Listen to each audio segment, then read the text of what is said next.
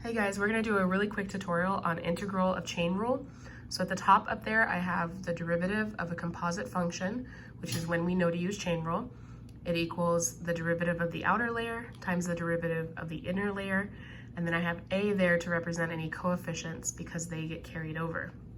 Now that we proved using product rule, that if you treated the a as if it was a product, you would end up with this as your result because the other term would have been 0.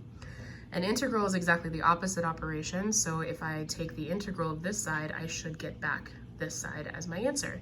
So that's represented here. Integral of something that is made up from chain rule would give you back a composite function. And then of course we have our constant of integration, where maybe there was a constant there to begin with, and we could have lost it in the process of taking the derivative. And that coefficient, of course, carries over. So whatever coefficients we have in the integral will be part of our derivative. So here I have an example problem. It shows up in the review in the process of doing question, oh shoot, I think it's 10 or 11. You'll see this looks familiar. It's just a piece of that problem. I have a couple of tips that I wanted to give you that might help you to organize your work using chain rule without having to write down the G's and the F's, because I thought that was easier, but I think that's causing a lot more trouble than what I expected. So my first tip is, if you have a fraction like this, we haven't done anything that requires you to know like reverse quotient rule. So this is actually a chain rule. So I prefer to write it as if it was a product, like that. To me, that's easier to see the composition.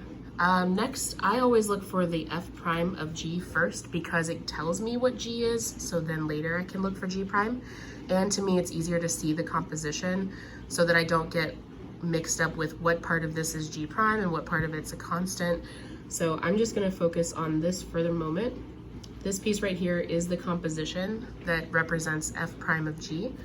So our g is the inside, because during chain rule, the g is preserved inside the f prime, exactly as it looks right now.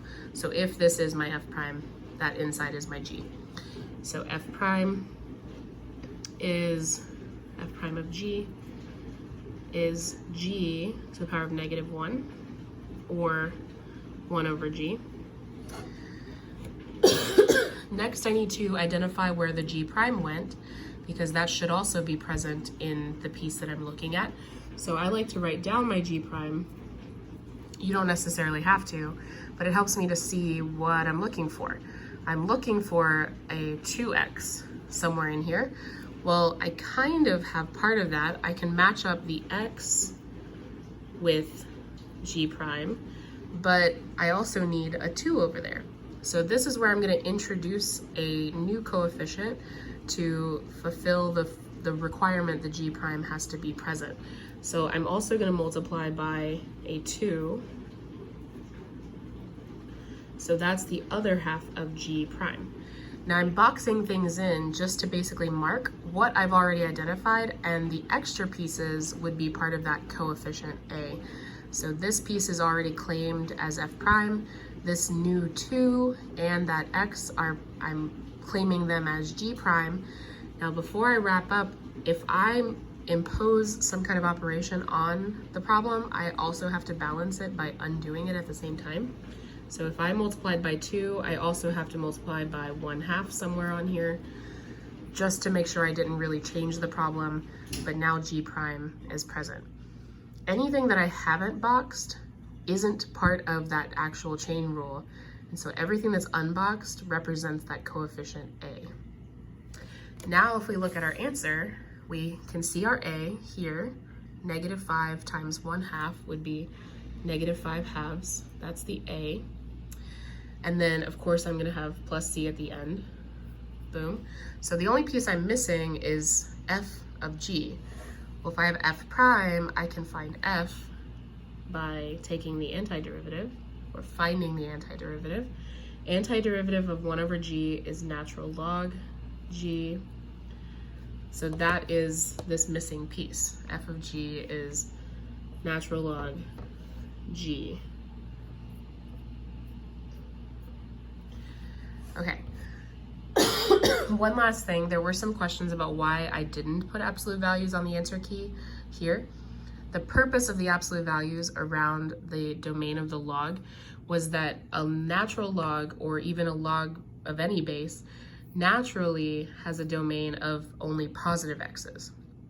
Well, if we need it to allow negatives, meaning its derivative or antiderivative or wherever we're getting this from allowed negatives, like 1 over g allows negative x values, then we need to somehow force the natural log to accept negative numbers. And that's where the absolute value comes in.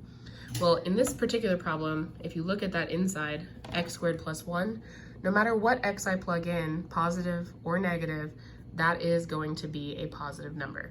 So I don't need the absolute values. There is no harm in putting the absolute values, but they are not necessary because it already has a domain that accepts both positive and negative numbers naturally.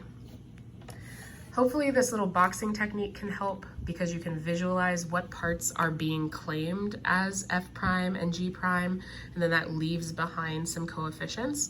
Also make sure that if you have to do some kind of operation to find g prime, you have to make sure it's balanced. That way you're not really changing the problem, you're just unsimplifying the problem.